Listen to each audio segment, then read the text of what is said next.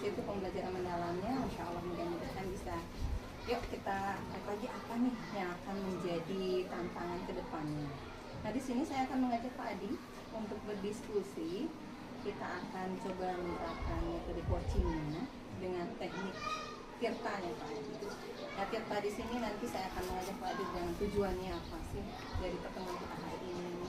Nanti kita akan mengidentifikasi apa kesulitan-kesulitannya dan tindak lanjut ke depannya, apa aksi yang akan Pak Adi lakukan. Dan tentu mungkin ada time score-nya, rencana ke depannya ini apa tanggung jawab juga yang akan Pak Adi lakukan. Nah kita mulai aja Pak Adi dengan goal pertamanya, tujuan. Jadi hari ini tadi Pak Adi sudah melakukan juga observasi. Kira-kira dari pertemuan kita saat ini nih, apa sih yang akan ataupun yang Pak Adi ingin capai dari diskusi kita hari ini? Terima kasih Bu. Tujuan atau goal yang ingin saya capai itu adalah bagaimana saya bisa mengajarkan anak-anak itu mereka mengerti dan paham mengenai materi yang saya ajarkan. Karena terkadang saya itu juga agak kesulitan menemukan kebutuhan dari anak-anaknya Bu. Karena anak-anak itu kan semuanya banyak, satu kelas itu bahkan lebih dari 20. Jadi kan kebutuhan dan karakter anak-anak juga berbeda Bu. Jadi saya mau membuat suatu profiling anak-anak supaya saya menemukan kebutuhan dan karakteristik siswa di kelas saya. Karena saya lihat ada yang karakternya yang rajin, ada yang agak malas gitu. Jadi saya bagaimana cara meningkatkan keingintahuan mereka, minat dan motivasi mereka untuk belajar. Apalagi tadi saya sudah mengajarkan materi pendidikan Pancasila Bu. Jadi kan di situ biasanya abstrak sosial itu kan saya bingung juga Bu, bagaimana cara mencari media konkretnya sehingga anak-anak itu terkesan bisa memahami materi yang saya ajarkan. Dengan adanya teknologi, saya menghantarkan benda yang susah dibuat itu dalam cangkupan teknologi seperti itu Bu. Jadi tadi sudah memanfaatkan digitalnya Pak Adi ya. Nah tadi sudah melakukan pembelajaran pendidikan Pancasila. Memang terkadang itu nggak terlihat bentuk nyatanya ya, karena terkadang agak memahaminya. Nah, menurut Pak Adi sendiri nih, spesifik apa sih terkait dengan karakter yang Pak Adi sebut tadi? Karena Pak Adi di sini mengambil kinerjanya itu disiplin, disiplin positif ya. Jadi terkait hal ini spesifik apa yang akan Pak Adi capai untuk meningkatkan disiplin anak-anak? Yang ingin saya capai dari kedisiplinan anak-anak itu adalah bagaimana anak-anak itu mengetahui apa yang diperintahkan oleh gurunya. Kemudian anak-anak itu bisa menjelaskan dan gurunya juga bisa menguatkan materi dan juga adanya tindak lanjut ke depannya dari materi-materi yang sudah disampaikan seperti itu. Oke, baik, terima kasih. Jadi artinya bukan hanya ke materi ya, tapi kedisiplinannya, karakter anak-anak. Kayak tadi Pak Adi memulai juga di awalnya mungkin pada saat kita masuk itu sudah mulai ada kesepakatan kelas ya yang dibangun. Iya. Karena kita terlihat tadi pada saat masuk Pak Adi sudah mulai dengan aktivitas pagi.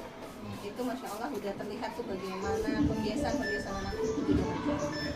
Nah maksudnya gini Pak Adi, selanjutnya untuk sesi ini kira-kira apa sih yang berbeda, hal berbedanya nanti yang akan Pak Adi capai dari hari ini peningkatan karakter nih, kira-kira jika sesi coaching ini berhasil, selanjutnya apa yang berbeda yang biasanya akan Pak Adi lakukan? Berbeda yang saya timbulkan dari sebelumnya itu adalah tanggung jawab anak-anak dalam kegiatan belajar maupun dalam ketindaklanjutannya nanti. Karena saya ingin tadi kan sudah saya ajarkan bagaimana anak-anak itu memulai belajar dengan berdoa bersama, kemudian menyanyikan lagu nasional, mengajak anak-anak untuk meningkatkan karakter dari dimensi profil pelajar Pancasilanya, itu untuk pengembangan dari karakter anak. Untuk pengembangan karakter ke depannya. Nah itu tadi goal kita hari ini. Jadi yang jelas kita ingin lebih baik ke depannya untuk perbaikan di kelas-kelas kita. Saya akan mengidentifikasi nih Pak Adi. Jadi tahapan ini Pak Adi akan flashback kembali apa yang sudah Pak Adi lakukan. Ini tahap identifikasi yang akan saya mulai. Jadi Pak Adi melihat tadi kondisi dalam kelas pada saat Pak Adi melakukan pembelajaran, menurut Pak Adi sendiri nih, bagaimana sih kondisi kelas tentang hal kedisiplinan?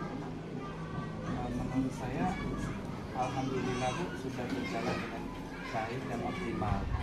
Saya melihat anak-anak itu sangat antusias sekali dalam mengikuti pembelajaran, dan kedisiplinnya juga terukur dari bagaimana mereka mengikuti perintah dari gurunya, mengikuti setiap proses dan tahapan dalam belajar di kelas.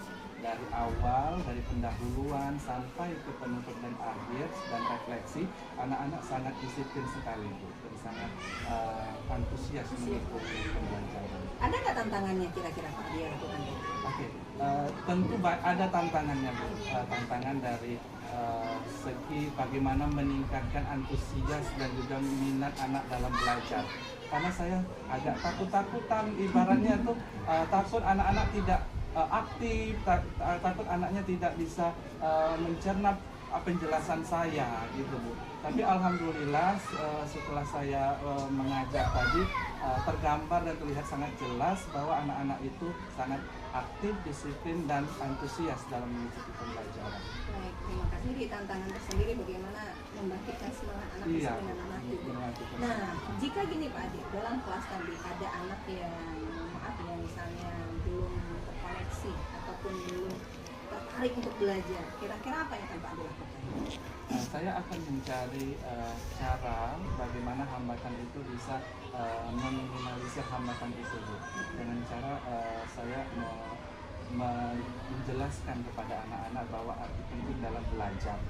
Karena belajar itu adalah salah satu kunci untuk kita mencapai suatu kesuksesan. Dan bagaimana anak-anak itu untuk dari yang belum bisa menjadi bisa. Saya memberikan penjelasan dan memberikan pemaknaan yang mendalam kepada anak-anak arti pentingnya suatu belajar, sehingga anak-anak bisa bangkit dan ingin berjuang dan berusaha untuk terus belajar.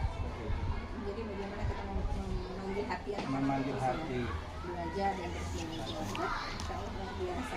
Makasih Pak Adi. Tapi gimana sih perasaan Pak Adi misalnya ada anak nih yang nggak respect gitu ya dalam belajar tadi? Kira-kira menurut Pak Adi gimana perasaannya? Sedih tadi dalam mengajar tentu ada beberapa yang mungkin kurang berminat dalam belajar, saya anggap seperti itu. Tetapi itu adalah hal yang suatu tantangan sebagai seorang guru. Tapi di sini saya carikan strategi dan teknik bagaimana anak itu bisa terlibat. Saya carikan model-model pembelajaran yang bervariasi Bu. Karena memang ada gaya belajar anak itu yang visual, auditori, dan kinestetik. Jadi saya lihat ada anak-anak yang suka bergerak. Saya hidupkan musik, lagu-lagu supaya anak-anak itu bisa bergerak. Ada yang suka visual, saya berikan gambar. Saya bentangkan peta, saya berikan poster supaya anak-anak itu bisa terlibat secara visual. Ada anak yang suka auditori, gaya belajarnya, saya berikan lagu, musik, instrumen, sehingga anak-anak memang bisa terlibat di dalam proses pembelajaran. Jadi saya anggap itu suatu tantangan, bukan suatu hambatan, tetapi bagaimana seorang guru itu bisa mengoptimalkan proses pembelajaran supaya anak-anak itu bisa meningkat hasil belajar dan prestasi belajarnya. Oke, good. Saya setuju tuh Pak. Itu bukan hambatan, tapi itu sebuah tantangan. Nah, kita akan masuk rencana ke depannya nih Pak Adi. Jika ke depannya nih Pak Adi akan melakukan hal yang berbeda. Kayak tadi kan kita terlihat bagaimana Pak Adi memproses itu pembelajaran pendidikan Pancasila. Mengakomodir, jadi dalam saat satu pembelajaran tadi terlihat bahwa Pak Adi mengakomodir anak-anak yang gaya visual, auditori, ataupun kinestetik tadi ya. Nah kedepannya untuk pendekatan disiplin positif ini apa yang kira-kira akan dikuatkan oleh Pak Adi untuk di bidang apa lainnya? Karena kita guru kelas ya, guru kelas kan harus menghapus semua mata pelajarannya ya. Terlebih Pak Adi juga sekarang di kelas 5 bahasa Inggris juga menjadi tanggung jawab Pak Adi gitu kan. Nah, kira-kira adakah tantangan untuk pendekatan disiplin positif terkait dengan semua bidang studi?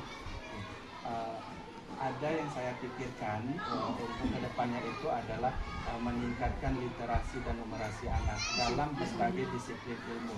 Maksudnya dari matematika, dari seni rupa, dari bahasa Inggris, dari semua disiplin ilmu itu bagaimana saya meningkatkan literasi dan numerasinya. Karena saya ketahui bahwa literasi itu bukan hanya pelajaran bahasa Indonesia, dan juga numerasi itu bukan hanya pelajaran matematika, tetapi semua itu tergambar dalam semua disiplin ilmu. Pendidikan Pancasila ada literasi, ada numerasinya. Bahasa Inggris begitu ada juga. Jadi tantangan saya bagaimana pemahaman anak-anak itu bisa lebih meningkat dari literasi dan numerasinya. Tapi ya dari literasi numerasi itu kan semua bidang studi ada ya. Nah dari semua ide-ide yang Pak Adi lakukan, ya, bagaimana modelnya, bagaimana strateginya yang akan Pak Adi lakukan. Dari semua ide-ide tersebut, menurut Pak Adi, apa yang paling mungkin yang akan Pak Adi terapkan dalam waktu dekat? Yang paling mungkin saya terapkan itu karena saya sudah menganalisis karakteristik dan kebutuhan anak.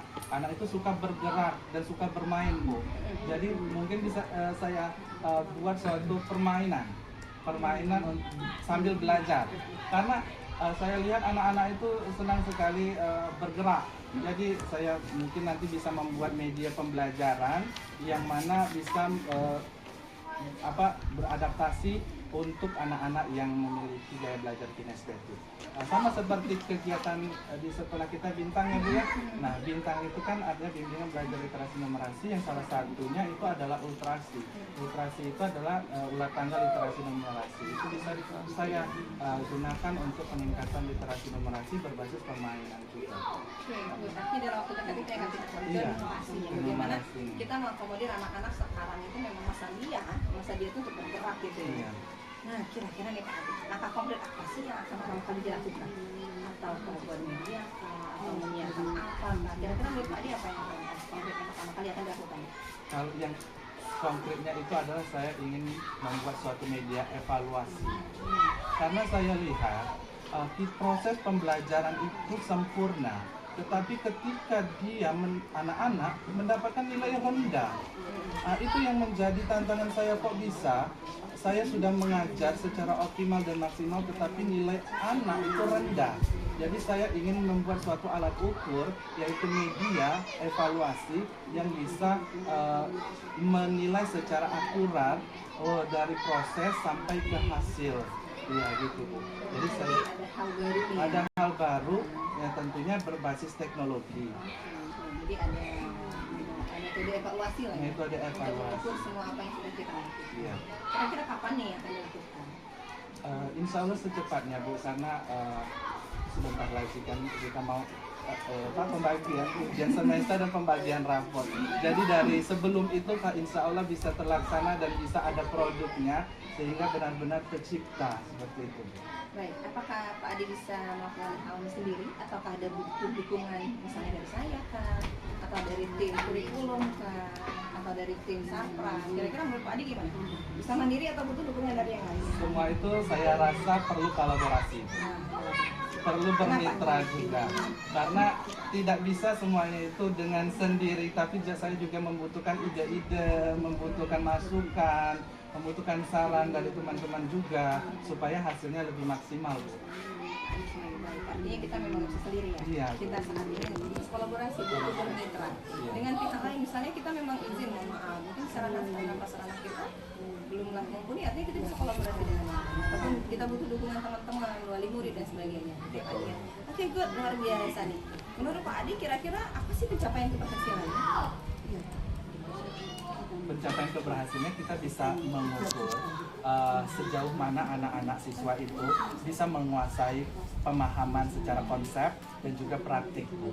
Jadi kita bisa mengukurnya itu karena jangan hanya konten-konten benar kita konten centang, salah kita silang gitu. Jangan hanya seperti itu berbasis kertas, tetapi saya ingin suatu berbasis teknologi karena saya ada yang namanya itu TPACK.